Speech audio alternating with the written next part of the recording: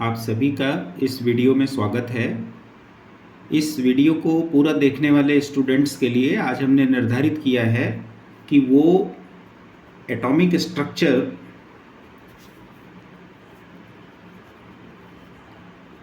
Structure topic में quantum numbers को समझेंगे। क्वांटम नंबर्स, तो हमारा जो टारगेट है वो ये है कि हम क्वांटम नंबर्स क्या होते हैं इसको समझेंगे और इसके कैलकुलेशन पार्ट को भी हम बहुत ही जल्दी सीखने की कोशिश करेंगे। यानी लक्ष्य है कम समय में ज़्यादा सीखना। तो आप सभी लोग एक एक पॉइंट्स को ध्यान से सुनेंगे और यदि उसमें कोई प्रॉब्लम आएगी तो आप कमेंट सेक्शन में बताएंगे।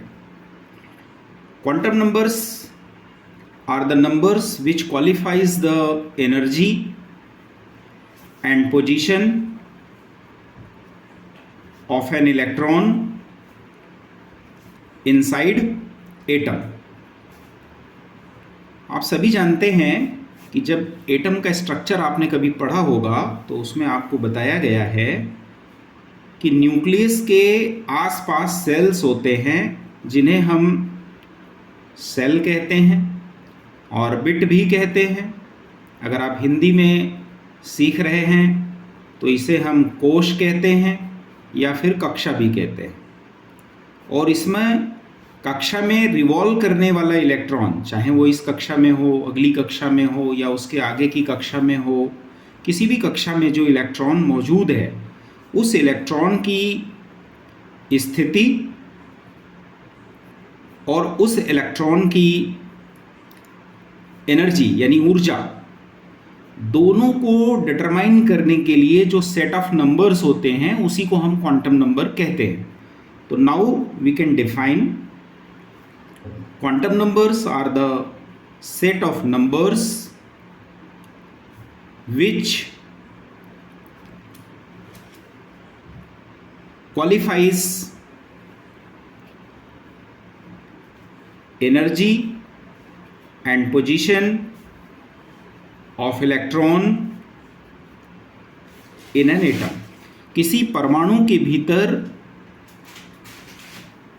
किसी इलेक्ट्रॉन की ऊर्जा और स्थिति दोनों को निर्धारित करने वाली जो संख्याएं होती हैं उन्हें हम क्वांटम नंबर्स के नाम से जानते हैं।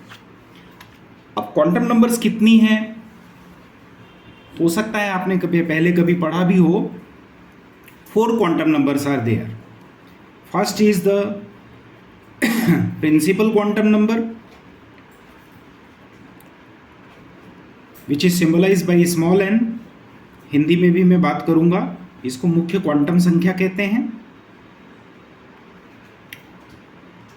दूसरा है द्विगंशी क्वांटम संख्या, द्विगंशी क्वांटम संख्या,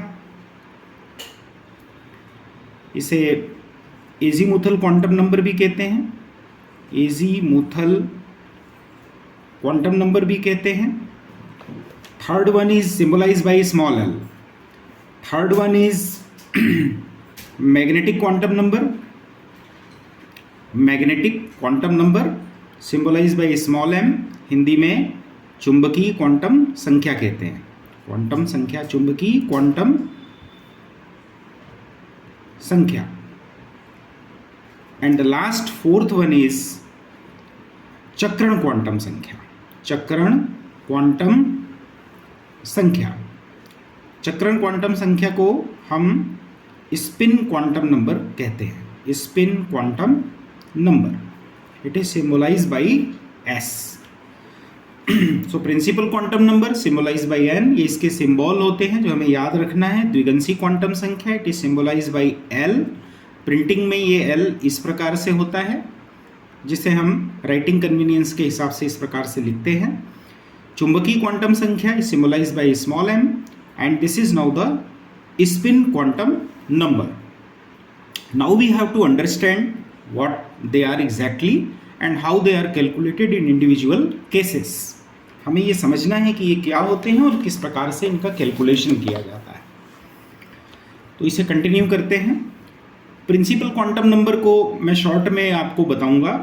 हम इसको ज़्यादा डिटेल नहीं कर रहे हैं, पर हम कंसेप्ट के हिसाब से लेंगे जिससे कि हम कैलकुलेशन कर सकें और इसे क्लैरिटी के साथ समझ सकें। हमारा उद्देश्य केवल लेक्चर लिखना या सुनना नहीं है, बल्कि टॉपिक को समझ लेना और उससे संबंधित सभी सवाल हल हो सके उस प्रकार से इसको सीखना है। तो प्रिंसिपल क्वांटम नंबर को जैसा मैंने अभी बताया कि स्मॉल n से सिंबलाइज करते हैं। फिर मैं कहूँगा इस क्वांटम नंबर से सेल की जानकारी मिलती है या ऑर्बिट की जानकारी मिलती है। अभी हमने डायग्राम में देखा था, फिर से यहाँ पर रिपीट करते हैं कि न्यूक्लियस के पास अगर ये एक ही सेल है तो यहाँ पर 2 सेल है, 3 सेल है या चौथा सेल भी मान लीजिए मौजूद है, तो हम इसके लिए पहले सेल के लिए इसे 1 कहेंगे, स्मॉल n इक्वल्स टू 1। दूसरे सेल के लिए स्मॉल n इक्वल्स टू 2। तीसरे के लिए small n value is 3 and fourth one के लिए इसको हम 4 कहेंगे। ये जो वैल्यूज़ होते हैं या सेल होते हैं, इसको हम letter K, L, M, N से भी डिनोट करते हैं। कहने का तात्पर्य है if it is K cell then the value of principal quantum number for this cell is n equals to 1 and if it is L cell then the value of n for this principal quantum number n equals to 2 is for L and n equals to 3 is for M and n equals to 4 is for N। इस प्रकार से atom में cell लगे होते हैं, तो उन cell को हम क्रमशः K, L, M, N नाम देते हैं। ये सेल जो होते हैं एक्चुअल में 2 डायमेंशनल सर्कुलर न्यूक्लियस के सराउंडिंग में पाया जाने वाला स्पेस है जहाँ पर इलेक्ट्रॉन रिवॉल्व करता है। इनमें इलेक्ट्रॉन्स के पाए जाने की संभावना है। एक्चुअल में इस एनर्जी लेवल में इलेक्ट्रॉन मिलता है, सर्कुलेट करता हुआ हमें दिखाई देता है। तो इसके कैलकुलेशन में हम ये समझ लें कि n का वैल्यू कभी भी 0 नहीं होता है। n का वैल्यू जो है कभी भी डेसिमल या फ्रैक्शन नहीं होगा, कोई नेगेटिव वैल्यू नहीं होगी। n की वैल्यू या तो 1 होगी या तो 2 होगी, 3 होगी, 4 होगी, इस प्रकार से n की वैल्यू होगी 3 एंड n इक्वल्स टू 4। इसको अगर हम वैल्यूज़ को क्लियर करेंगे तो इसे K सेल कहेंगे, इसे L कहेंगे, इसे M कहेंगे, इसे N सेल कहेंगे। Total number of electrons can be calculated in a cell using formula 2n square। 2n square फार्मूले का अगर हम यूज़ करेंगे तो किसी सेल में कितने इलेक्ट्रॉन हैं पता चल जाएगा। जैसे if n equals to 1 then total number of electrons can be calculated using this formula and that is 2 electron। यानी हम कह सकते हैं कि K सेल में मैक्सिमम नंबर ऑफ इलेक्ट्रॉन 2 ही होंगे। इसी तरीके से L सेल में 2 × 2 का स्क्वायर होगा, तो ये हो जाएगा 2 का स्क्वायर 4 2 ज़ा 8 इलेक्ट्रॉन। यानी L शेल में मैक्सिमम नंबर ऑफ इलेक्ट्रॉन 8 हो सकते हैं। 8 से ज़्यादा किसी स्थिति में संभव नहीं है। Similarly we can use this formula for this M and that is square of 3 that is 9 × 2 9 square 9 × 2 and that is 18 electron. Again we can use the same formula for its calculation, that is 16 2 ज़ा 32 electron. यानी now we are in position to answer. हम ये कह सकते हैं कि K cell में maximum number of electron 8 हो सकता है, L सेल में maximum number of K cell में मैक्सिमम नंबर ऑफ इलेक्ट्रॉन 2 हो सकते हैं, L में मैक्सिमम नंबर ऑफ इलेक्ट्रॉन 8 हो सकते हैं, M में मैक्सिमम नंबर ऑफ इलेक्ट्रॉन 18 हो सकते हैं और N में मैक्सिमम नंबर ऑफ इलेक्ट्रॉन 32 हो सकता है। अब इसको आगे देखते हैं, हम इसे कोरिलेट भी कर लेंगे, साथ में ही हम बात करते आगे बढ़ा लेते हैं। इसको एनर्जी लेवल के हिसाब से भी समझ लेते हैं। अगर n की वैल्यू 1 है तो आप देख रहे हैं न्यूक्लियस के पास में है तो इसकी एनर्जी लेवल कम है, यानी एटम छोटा है, यानी रेडियस कम है। क्योंकि अगर n इक्वल्स टू 1 ही है तो एटम छोटा होगा, क्योंकि इसके बाद का स्ट्रक्चर तो इसके साथ रहेगा ही नहीं। इसी प्रकार से इफ n इक्वल्स टू 2 तो रेडियस थोड़ा 1 के मुकाबले बढ़ जाएगा और एटम का साइज भी बढ़ जाएगा। तो in short we can say, चाहे हम एटॉमिक साइज की बात करें, चाहे हम एटॉमिक रेडियस की बात करें, या हम एटॉमिक वॉल्यूम की बात करें, ये सारे की सारी वैल्यूज़ n के बढ़ने के साथ साथ बढ़ती चली जाती हैं। अगर n का वैल्यू ज़्यादा है तो एटॉमिक साइज भी ज़्यादा होगा, उसका एनर्जी लेवल भी ज़्यादा होगा, उसका एटॉमिक रेडियस भी ज़्यादा होगा, या एटॉमिक वॉल्यूम भी ज़्यादा होगा। तो ये एक कंपैरेटिव बात है, कभी n इक्वल्स टू 1 है, कभी n इक्वल्स टू 3 है, तो हम कंपेयर कर लेंगे और उस तरीके से इसका जनरल इंटरप्रिटेशन हम समझ सकते हैं। Now we are going for the azimuthal quantum number, that is L। समझते हैं L क्या है। L को शॉर्ट में यदि हम समझें तो ये सबसेल है। What is this L? L stands for the subshell. Now what is the subshell? It is denoted by S, P, D and F. So subcells they combines to form cell. यदि इसको हम cell के साथ connect करें तो हम कह सकते हैं कि K सेल में केवल एक ही सबसेल होता है, that is S। इसको हम इस तरीके से डिटेल करके समझ लेते हैं। If this is K cell, then subcell containing is only one, that is S, and orbital containing is 1, and total number of electron present in this orbital is 2, the spin of which is essentially opposite to each other। उनका जो spin होगा, जो इलेक्ट्रॉनों का चक्रण होगा, वो हमेशा अलग अलग होगा। तो इसे हम सेल कह लेते हैं। ये सेल के बारे में इंफॉर्मेशन देने वाला कॉलम है। इसको हम यहाँ सबसेल लिख लेते हैं क्योंकि ये सबसेल के बारे में इंफॉर्मेशन दे रहा है आपको। इस सबसेल में कितने ऑर्बिटल होंगे एग्जैक्टली? ऑर्बिटल को हिंदी में हम कक्षक कहते हैं, शब्द अभी हमने यूज किया है यहाँ पे। और इन ऑर्बिटल्स में कितने इलेक्ट्रॉन हैं और उनका क्या स्पिन है, इसको समझने के लिए हम यहाँ चक्रण क्वांटम संख्या या चक्रण लिख लेते हैं।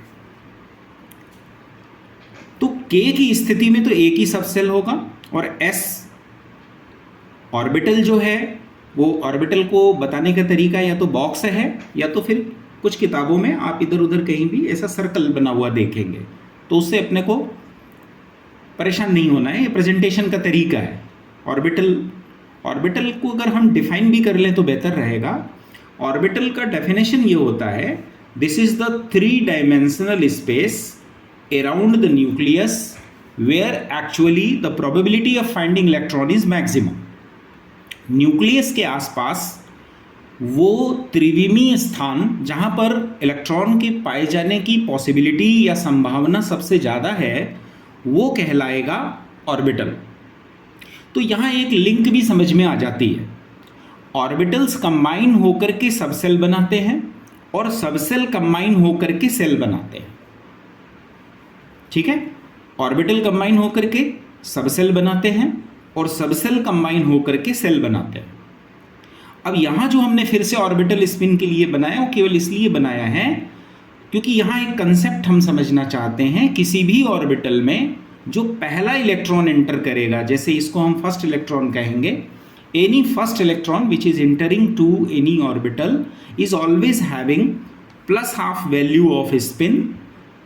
उसका वैल्यू जो रहेगा वो क्लॉकवाइज होगा,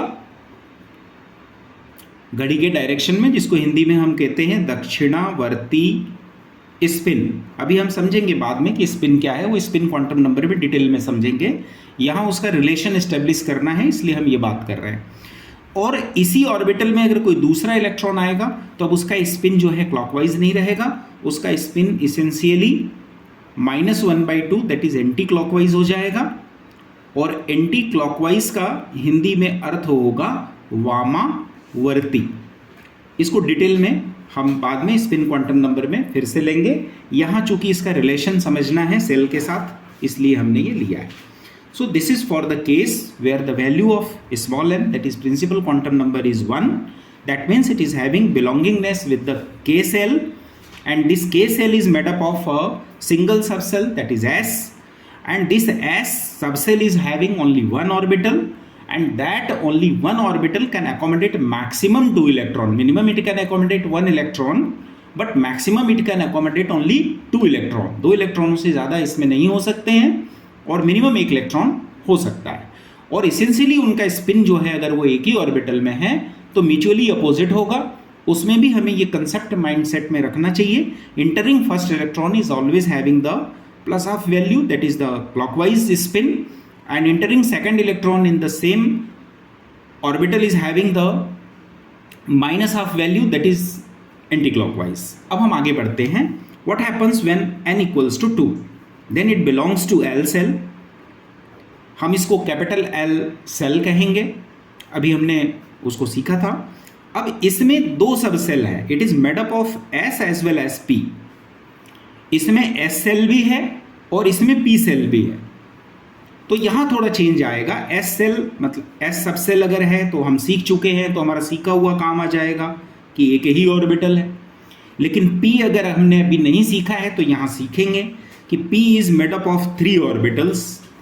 ये P सब सेल जो है वो 3 ऑर्बिटल से मिलके बना है। This is Px and this is Py and this is Pz। अब ये x y z हमने इसे क्यों कहा वो अभी हम यहाँ नहीं लेंगे, लेकिन शेप ऑफ ऑर्बिटल्स में उसको हम लेकर के नेक्स्ट किसी वीडियो में क्लियर करेंगे।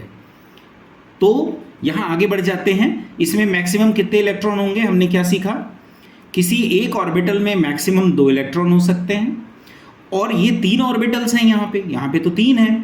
तो 3 है तो अगर हुंड पाउली अबाउ आपको क्लियर नहीं है नियम, जिसकी चर्चा हम अगले किसी वीडियो में आपसे करने वाले हैं, तो उसके आधार पे पहला इलेक्ट्रॉन Px में जाएगा, दूसरा इलेक्ट्रॉन Py में जाएगा, तीसरा जो है वो Pz में जाएगा।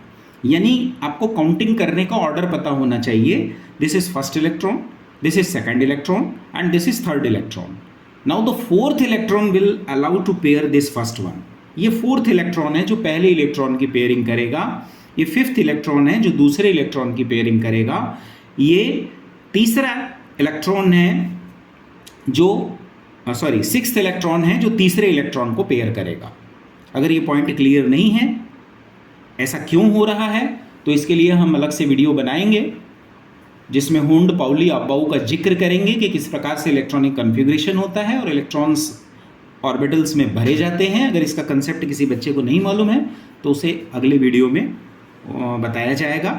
ये पहला इलेक्ट्रॉन है, मैं क्लियर कर रहा हूँ। ये दूसरा इलेक्ट्रॉन है, ये तीसरा इलेक्ट्रॉन है, ये फोर्थ इलेक्ट्रॉन है, ये फिफ्थ इलेक्ट्रॉन है और ये सिक्स्थ इलेक्ट्रॉन है। क्लैरिटी लाना जरूरी है क्योंकि उसके लिए हमें स्पिन पूछा जाता है और बताना होता है।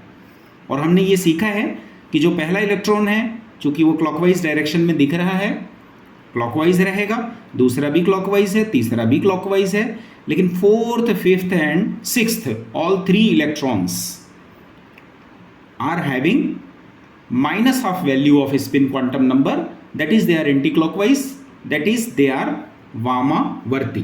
Okay, now we are going for n equals to 3। हमने ये सीखा है n का वैल्यू 3 है तो सेल कौन सा होगा? m सेल होगा। और m सेल किस किस से, कौन कौन से सब सेल से मिलके बना है? तो उसमें s भी आएगा, एक p भी आएगा और एक d भी आएगा। इसका मतलब ये हुआ S मतलब हम सीख चुके हैं, एक ऑर्बिटल होता है। P में हम सीख चुके हैं 3 ऑर्बिटल होते हैं। D में कितने ऑर्बिटल होते हैं? 1 2 3 4 5। अब ये हम किसी दिन समझेंगे कि ये dxy क्यों है, dyz क्यों है, ये dxz क्यों है, dx स्क्वायर वाई स्क्वायर और dz स्क्वायर क्यों है, इसके शेप कैसे होते हैं और उसका क्या मतलब होता है, उसको अभी हम यहाँ पे डिटेल नहीं कर सकते हैं क्योंकि आज का हमारा topic quantum number calculation mutual understanding है। अब नेक्स्ट कॉलम में जो हम चक्रण या नंबर ऑफ इलेक्ट्रॉन्स दोनों की कोरिलेशन की बात कर रहे हैं, तो इसमें मैक्सिमम 2 इलेक्ट्रॉन हो सकते हैं, जिसमें पहला प्लस हाफ होगा, दूसरा माइनस हाफ होगा। इसमें मैक्सिमम वही 6 इलेक्ट्रॉन हो सकते हैं, first electron, second electron, third, fourth, fifth, sixth. इसमें मैक्सिमम कितने इलेक्ट्रॉन हो सकते हैं? 10 इलेक्ट्रॉन्स हो सकते हैं। 1 2 3 4 5 पेयरिंग 6 7 8 9 एंड 10। यहाँ sp d, s में एक ही ऑर्बिटल होगा, मैक्सिमम 2 इलेक्ट्रॉन होंगे। p में 3 ऑर्बिटल होंगे, मैक्सिमम 6 इलेक्ट्रॉन होंगे। d में 5 ऑर्बिटल्स होंगे और मैक्सिमम 10 इलेक्ट्रॉन होंगे। आगे बढ़ते हैं, n इक्वल्स टू 4 की बात कर लेते हैं। n इक्वल्स टू 4 ये है n, कैपिटल N से इसको हमने अभी डिनोट किया था। कैपिटल N मतलब it is made up of, this cell is made up of, I mean with the SPDF. All these 4 subcells are present in this cell. S is made up of a single orbital, हम पहले कई बार सीख चुके हैं. P is made up of 3 orbitals. D is made up of 5 orbitals, अभी हमने ऊपर के एग्जाम्पल में देखा 1 2 3 4 5. Now this is F and this is made up of 7 orbitals. 1 2 3 4 5 6 7, 1 2 3 4 5 6 7. इसके नाम और हम शेप को बाद में लेंगे. हर ऑर्बिटल में 2 इलेक्ट्रॉन हो सकता है. इस प्रकार की बात हम अभी तक कई बार रिपीट कर चुके हैं. नंबर ऑफ ऑर्बिटल्स विजिबल हैं, आप काउंट कर सकते हैं.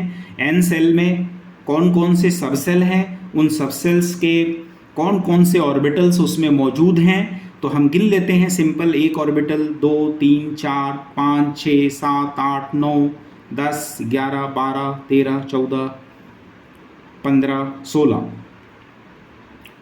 इसको पहले काउंट कर लेते हैं. 1 2 3 4 5 6 7, हाँ 16. तो 16 अगर ऑर्बिटल्स हैं तो 16 इंटू 2 कितने इलेक्ट्रॉन हो जाएंगे? कुल 32 इलेक्ट्रॉन होंगे, जिसमें 16 इलेक्ट्रॉन क्लॉकवाइज होंगे और 16 इलेक्ट्रॉन एंटी क्लॉकवाइज होंगे.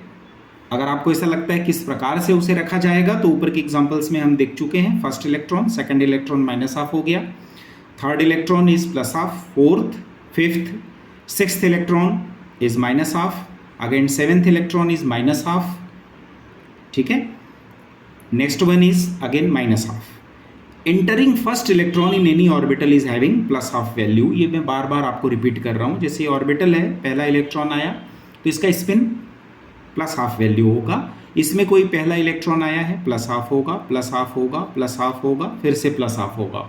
और entering second electron in the same orbital, जहाँ पहले से एक मौजूद है, वो माइनस हाफ होगा. जैसे इस इलेक्ट्रॉन के लिए माइनस हाफ वैल्यू होगी, इसके लिए फिर से माइनस हाफ, फिर से माइनस हाफ, फिर से माइनस हाफ और फिर से माइनस हाफ. यहाँ पर 7 ऑर्बिटल्स हैं, तो entering first electron to all such orbitals 1 2 3 4 5 6 7, ये सभी के प्लस हाफ वैल्यू है. और इनकी पेयरिंग करने वाला जो इलेक्ट्रॉन है 1 2 3 4 5 6 7, ये सभी माइनस हाफ वैल्यू हैं. इस प्रकार से out of 32 electron 16 electrons are having plus half value and 16 are having minus half value. ये तो कोरिलेशन इस्टेब्लिश करना था, इसलिए हमने एजीमुथल क्वांटम नंबर में सारी बात की. पर एजीमुथल क्वांटम नंबर को कैलकुलेट कैसे किया जाता है, उसका तात्पर्य तो समझ में आ रहा है कि this quantum number gives idea regarding the subshell only. आप इससे कंफ्यूज नहीं हो कि यहाँ बहुत सारी बातें की गई. बहुत सारी बातें तो किसी न किसी क्वांटम नंबर में हमें करके आपको ये सब समझाना था, क्योंकि हमारा ये जो लेक्चर है ये कैलकुलेशन सिखाने वाला लेक्चर है. ये केवल डिस्क्रिप्टिव ऐसे टाइप लेक्चर नहीं है. हमें सीखना है कि कैसे कैलकुलेट करेंगे. तो अगर आप ये लेक्चर अटेंड करते हैं तो आपको क्वांटम नंबर कैलकुलेशन 100% आ जाएगा. आगे बढ़ते हैं. देखिए, कैलकुलेशन के लिए एल का जो फॉर्मूला है हमारे पास, वो 0 to n-1 है. इसे थोड़ा समझने की ज़रूरत है. 0 to यानी फार्मूला ही है कि अगर एल के हम सारे वैल्यूज़ को कैलकुलेट करते हैं तो फार्मूला हमें याद रखना चाहिए 0 to n-1. यहाँ n क्या है? Principal quantum number. n हमने अभी पढ़ा कि n का वैल्यू कभी 1 होता है, कभी 2 होता है, कभी 3, कभी 4. ठीक है. अब कैलकुलेट अगर हम करेंगे तो कैसे करेंगे, तो एक एग्जांपल ले लेते हैं. n का वैल्यू 1 मान लेते हैं और इसके लिए l को कैलकुलेट करने की कोशिश करते हैं. तो फार्मूला हमें लिखना होगा 0 to. अब चूंकि फार्मूले में n की जगह हमें 1 रखना होगा, क्योंकि हमने मान लिया है कि इफ़ n इक्वल्स टू 1, यदि n का मान 1 है तो l का मान कैलकुलेट करना है. तो अच्छी बात है, हम n की जगह पे 1 लिख देते हैं, तो 1 माइनस 1 हो गया. दैट इज सॉल्व करने पर 0 to 0 हो गया. अब 0 to 0 का क्या मतलब होता है? शून्य से शून्य का मतलब होता है शून्य. तो यहाँ एक कंक्लूजन निकलता है कि the value of n is 1, यदि n का मान 1 है तो l का मान शून्य होगा. l का मान शून्य होगा. यहाँ आगे आप बेहतरी से कैलकुलेशन कर सकेंगे, उसके लिए मैं एक चार्ट छोटा सा यहाँ पे बता देता हूँ. यहीं पे देख लेते हैं, छोटी सी बात है. अगर l का वैल्यू 0 है किसी कैलकुलेशन में, तो इसका मतलब होता है कि हम s सबसेल की बात कर रहे हैं. यहाँ मैं सबसेल लिख देता हूँ. और आप इस चार्ट को याद रखिएगा तो कैलकुलेशन फास्ट हो जाएगा। यदि L का वैल्यू 1 है तो इसके लिए हम सब सेल P,